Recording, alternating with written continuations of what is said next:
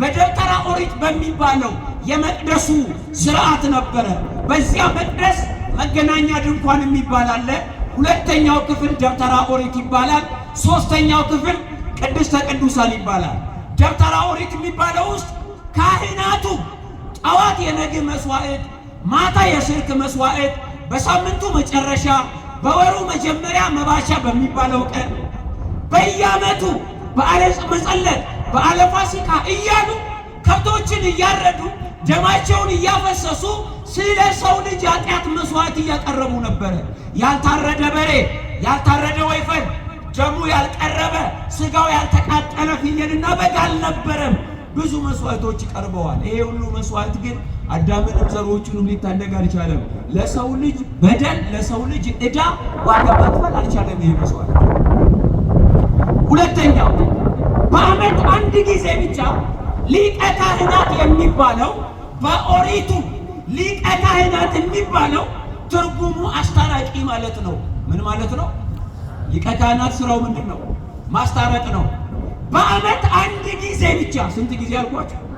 በዓመት አንድ ጊዜ ብቻ ቅድስተ ቅዱሳን ይገባል። ቅድስተ ቅዱሳን የምትባለዋ ደግሞ አንደኛ የቃል ኪዳኑ ታቦት አለባት። በታቦት ውስጥ ጽላቱ ያለባት ቦታ ናት። የለመለመች የአሮን በትር፣ የተሰወረ መና ያለባት መሶበ ወርቅ፣ እነዚህ ሁሉ በቅድስተ ቅዱሳን ይቀመጣሉ።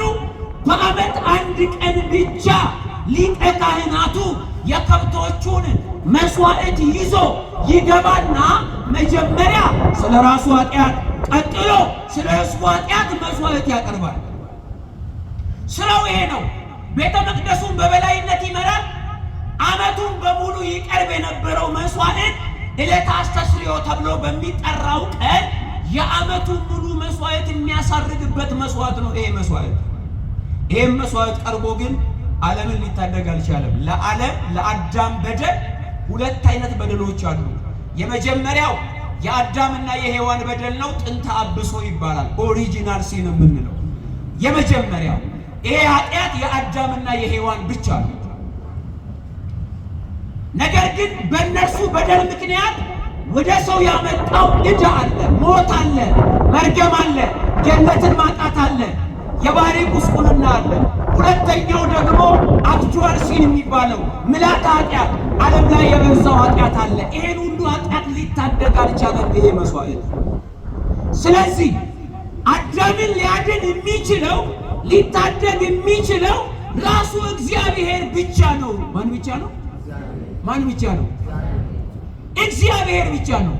ያለ እግዚአብሔር ዓለምን ሊታደግ የሚችል፣ ያለ እግዚአብሔር ዓለምን ማዳን የሚችል፣ ያለ እግዚአብሔር ዓለምን ወደ ቀደመ ክብሩ መመለስ የሚችል የትኛውም አካል ሊመጣም አልቻለም፣ አልመጣም።